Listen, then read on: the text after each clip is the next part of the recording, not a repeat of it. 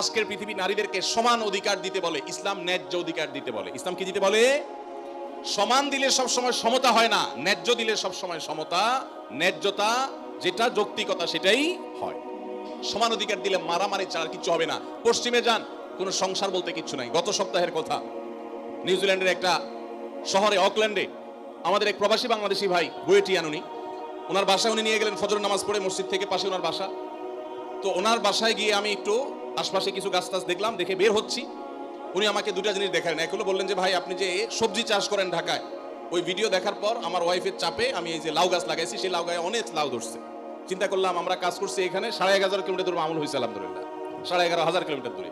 তো তার একজন প্রতিবেশী বৃদ্ধ, বয়স 65 থেকে 70 হবে, এই ভদ্রলোকের সাথে আমার পরিচয় করে বললেন যে আমার নেইবার, আমার প্রতিবেশী।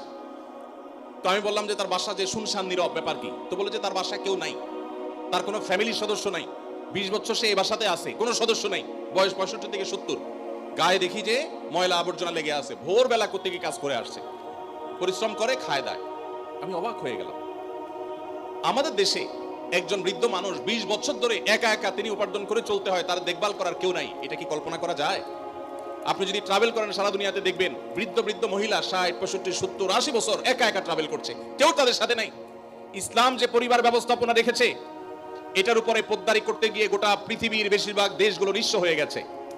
অতএব আমরা যারা আল্লাহর বিধানের সাথে পাল্লা দিতে যাব, তাদের গোল্লায় যাওয়া ছাড়া কোনো উপায় থাকবে না। মেয়েদেরকে ইসলাম সমান অধিকার দিতে বলে না, কোনো কোনো ক্ষেত্রে ছেলেদের চাইতে বেশিও দিতে বলে, আবার কোনো কোনো ক্ষেত্রে কমও দিতে বলে, যেখানে যতটুকু প্রয়োজন ততটুকু। অতএব শিয়ানে সমানে সমানে যদি নড়তে চান, তো ওদের যে অবস্থা হয়েছে, সংসার ভেঙে গেছে, পরিবার ব্যবস্থা ভেঙে গেছে, সে অবস্থা আমাদের হবে।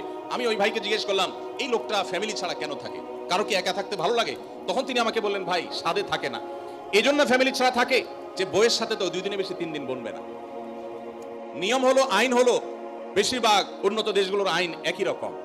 3 বছর যদি বিবাহ লাস্টিং করে, বিচ্ছেদ হলে স্বামীর যা উপার্জন আছে তার অর্ধেক স্ত্রী, স্ত্রীর যা উপার্জন আছে তার অর্ধেক স্বামী পেয়ে যাবে।